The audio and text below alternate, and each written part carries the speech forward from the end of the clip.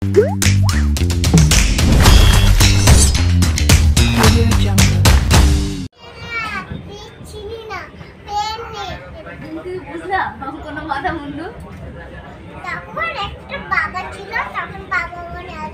তুলে দাও না গো।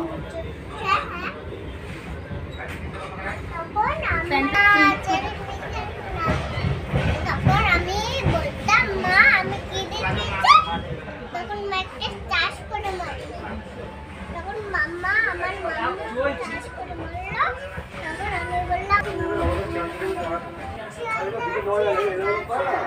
টানা যায়।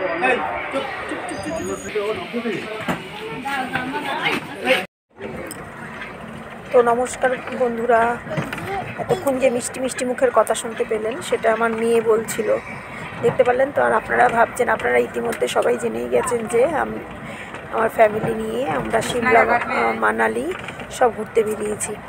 তো এই ভিডিওটা ছাড়তে লেট হয়ে গেল এই কারণে, এখানে বুঝতেই পাচ্ছেন ঘোরাফেরার ব্যাপার থাকে একটু, তারপরে নেটওয়ার্কেরও খুব প্রবলেম হচ্ছিল।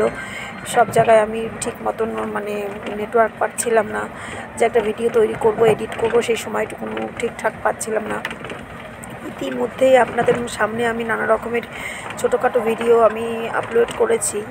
তো যাই হোক, তো আমরা দেখতে পাচ্ছেন এখানে প্রথমে শিয়ালদা থেকে ওলা ধরে হাওড়া থেকে কালকা মেল, যেটা নেতাজি এক্সপ্রেস বলা হয়, ঐতিহাসিক গাড়ি, যেটা যে ওই মানে বলা আছে যে এই গাড়িটা করে নাকি নেতাজি গিয়েছিলেন।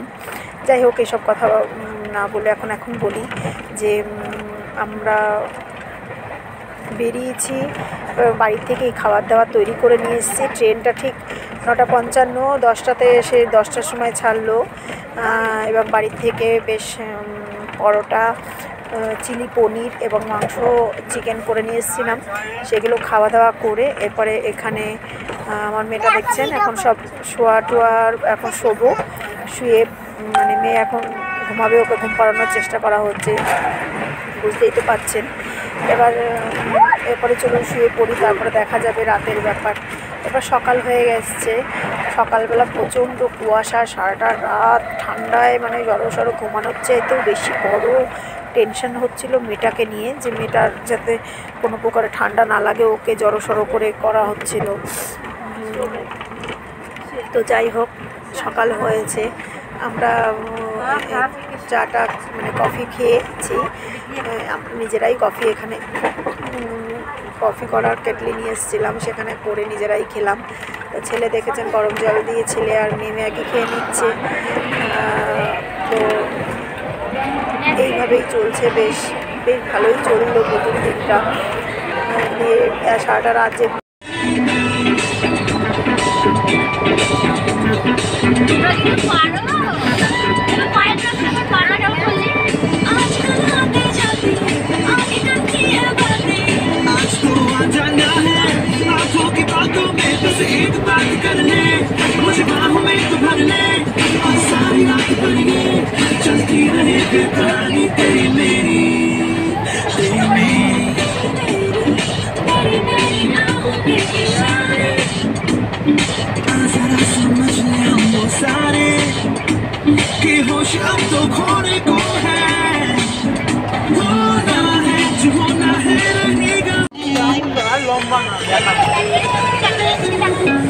আলতি মাসি গো, পাচ্ছে বড় হাসি গো, এমন মাসি আমি চাইনি, এ মাসে দেবো না তো মাইনে।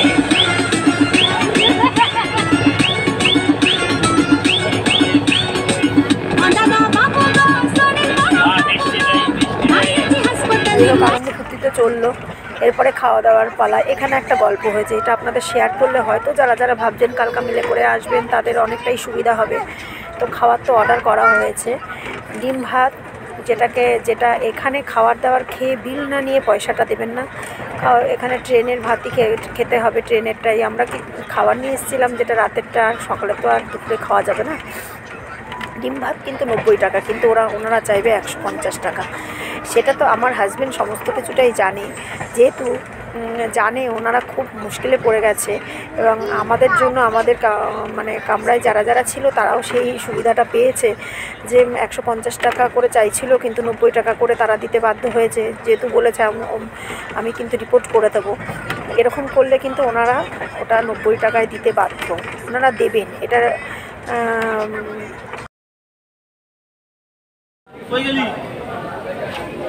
এখন এসে দাঁড়িয়েছি প্রয়াগরাজে, এখানে কুম্ভ মেলা হয় আপনারা জানেন। আমি চেষ্টা করছি যেটুকু দেখানোর আপনাদের দেখানোর চেষ্টা করছি। আপনারা আমার সঙ্গে থাকুন পুরো ভিডিওটাকে দেখার জন্য, যে আমাদের ট্রেন জার্নিটা কেমন হচ্ছে অবশ্যই আমি আপনাদের সঙ্গে শেয়ার করবো। আপনারা আমার সঙ্গে থাকুন। প্রয়াগরাজে এসে পৌঁছেছি, আর এটা ঐতিহাসিক একটা জায়গা, এখানে কুম্ভ মেলা হয় আপনারা জানেন সবাই। এই সামনেই কুম্ভ মেলা হয়, কিছুক্ষণ এসে দাঁড়িয়েছে ট্রেনটা, তো একটু নেমেছি, কেন পুরো বসে রয়েছি, হাত পা একদম জমে লেগে গেছে মনে হচ্ছে। তো এই যে দেখতে পাচ্ছেন তো, যে খাবার দাবার আনছে কিনে, এখানে একটুখানি 10 মিনিটের মতন ট্রেনটা দাঁড়িয়েছে। এবং ভিডিওটাকে কমপ্লিট করা যাক, আপনারা আমার সঙ্গে থাকুন।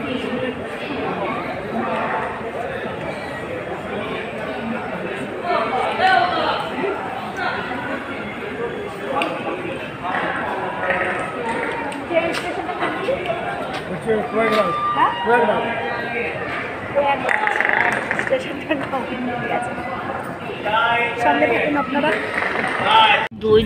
ট্রেনে সন্ধ্যাবেলা নেওয়া হয়েছিল পনির পকোড়া। ওটা পনির পকোড়া তো না, ওটা বলতে হবে বেসনের পকোড়া। 1 ছিটা পনির দিয়েছে, 5 পিস 50 টাকা।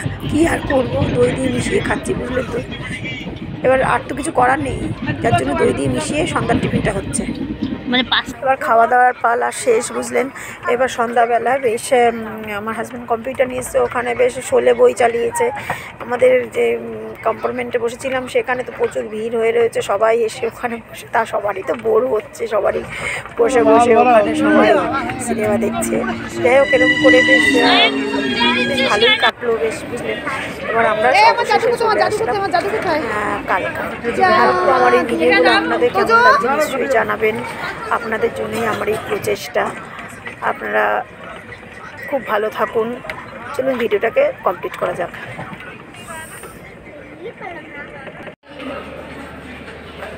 তো বন্ধুরা, আজকের ব্লগটা এইটুকুনি।